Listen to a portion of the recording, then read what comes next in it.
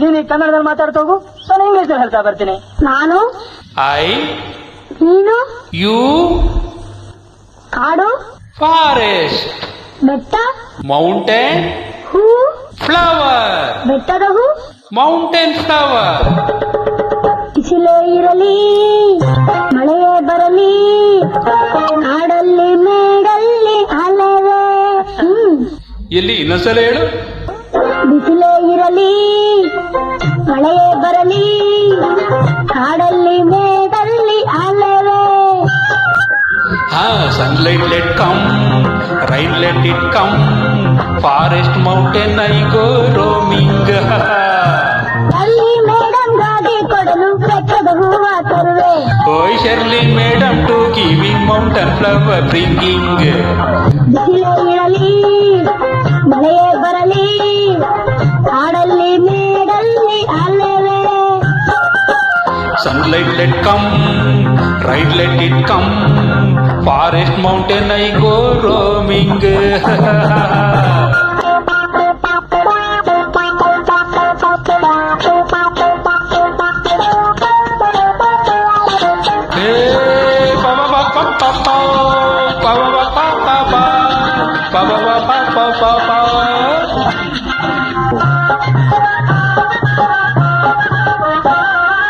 ದಿನವೂ ಹೂವ ಕೊಡುವೆ, ಜನ ಜನ ರೂಪಾಯಿ ಪಡೆವೆ.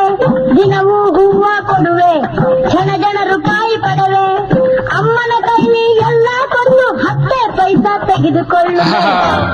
Wait 1 minute. I tell correct. Daily flower giving, 10 rupee taking. Correct? Daily flower giving, 10 rupee taking. All the money mother keeping, 10 by only I receiving. Oh, sunlight let come, ಮಳೆಯೇ ಬರಲಿ rain let it come. ಕಾಡಲ್ಲಿ ಮೇಡಲ್ಲಿ ಅಲೆವೆ. Forest mountain I go roaming, wing, wing, wing.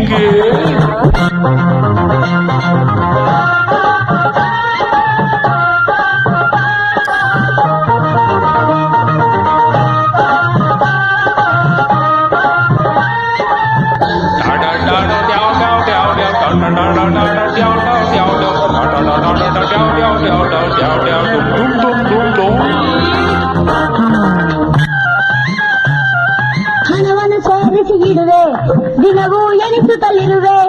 ಹಣವನ್ನು ಸೇರಿಸಿ ಇಡುವೆ, ದಿನವೂ ಎಣಿಸುತ್ತಲಿರುವೆ. 10 ರೂಪಾಯಿ ಕೂಡಿದ ಮೇಲೆ ರಾಮಾಯಣದ ಪುಸ್ತಕ ಕೊಡುವೆ. Very difficult problem.